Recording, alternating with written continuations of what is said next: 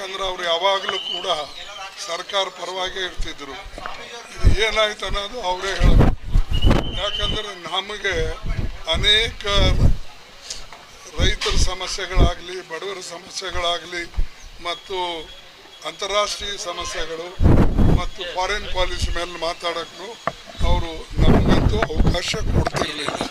ಮತ್ತು ಬಡವರ ಸಮಸ್ಯೆಗಳನ್ನು ನಾವು ಎತ್ತಿದಾಗ ಅನೇಕ ಜನ ಹೆಣ್ಣುಮಕ್ಕಳ ಮೇಲೆ ದೌರ್ಜನ್ಯ ಆಗಲಿ ಅಥವಾ ನಮ್ಮ ದಲಿತರ ಮೇಲೆ ದೌರ್ಜನ್ಯ ಆಗಲಿ ಆದಾಗ ಆ ಸಮಸ್ಯೆನೂ ನಾವು ಎತ್ತಿದಾಗ ಅಥವಾ ಹಿಂದೂ ಸುಮ್ಮನೆ ಜಗಳಗಳು ನಡೀತೀವಿ, ಅದನ್ನು ಕೂಡ ನಾವು ಅವರಿಗೆ ನೋಟಿಸ್ ಕೊಟ್ಟು ಕೇಳಬೇಕು ಅಂತಂದಾಗ ಅವ್ರೇನು ನಮಗೇನು ಅವಕಾಶ ಮಾಡಿ ಕೊಡಲಿಲ್ಲ.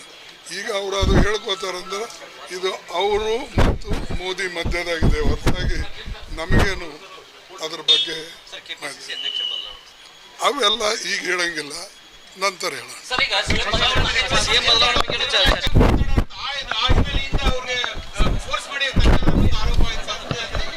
ನನಗೆ ಅದು ಎಲ್ಲ ಗೊತ್ತಿಲ್ಲ, ಡೀಟೇಲ್ಸ್ ಅವ್ರಿಗೆ ಗೊತ್ತು. ಯಾಕಂದ್ರೆ ಅವ್ರು ಯಾವಾಗಲೂ ಕೂಡ ಸರ್ಕಾರ ಪರವಾಗೇ ಇರ್ತಿದ್ರು.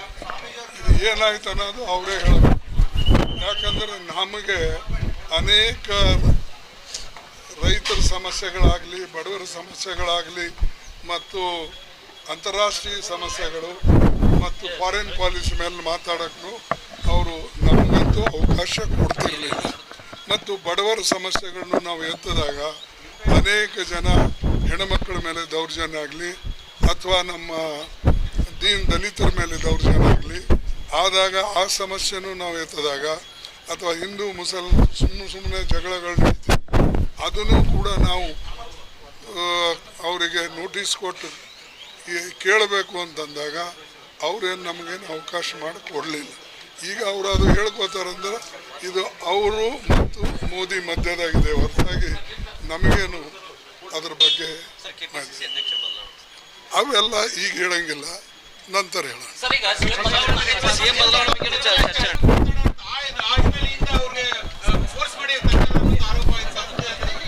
ನನಗೆ ಅದು ಎಲ್ಲ ಗೊತ್ತಿಲ್ಲ, ಡೀಟೇಲ್ಸ್ ಅವ್ರಿಗೆ ಗೊತ್ತು.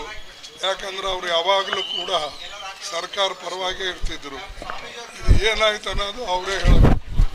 ಯಾಕಂದರೆ ನಮಗೆ ಅನೇಕ ರೈತರ ಸಮಸ್ಯೆಗಳಾಗಲಿ, ಬಡವರ ಸಮಸ್ಯೆಗಳಾಗಲಿ, ಮತ್ತು ಅಂತಾರಾಷ್ಟ್ರೀಯ ಸಮಸ್ಯೆಗಳು ಮತ್ತು ಫಾರಿನ್ ಪಾಲಿಸಿ ಮೇಲೆ ಮಾತಾಡೋಕ್ಕೂ ಅವರು ನಮಗಂತೂ ಅವಕಾಶ ಕೊಡ್ತಿರಲಿಲ್ಲ.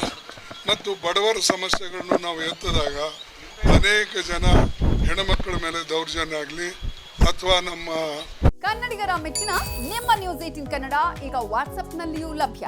ಕರ್ನಾಟಕ ಮತ್ತು ದೇಶ ವಿದೇಶದ 360 ಡಿಗ್ರಿ ಸುದ್ದಿ ವಿವರವನ್ನ ನೀವು ನಿಮ್ಮ ಕೈ ಬೆರಳುಗಳಲ್ಲಿಯೇ ಪಡೆಯೋದಿಕ್ಕೆ ಈ QR ಕೋಡ್ ಅನ್ನು ಸ್ಕ್ಯಾನ್ ಮಾಡಿ.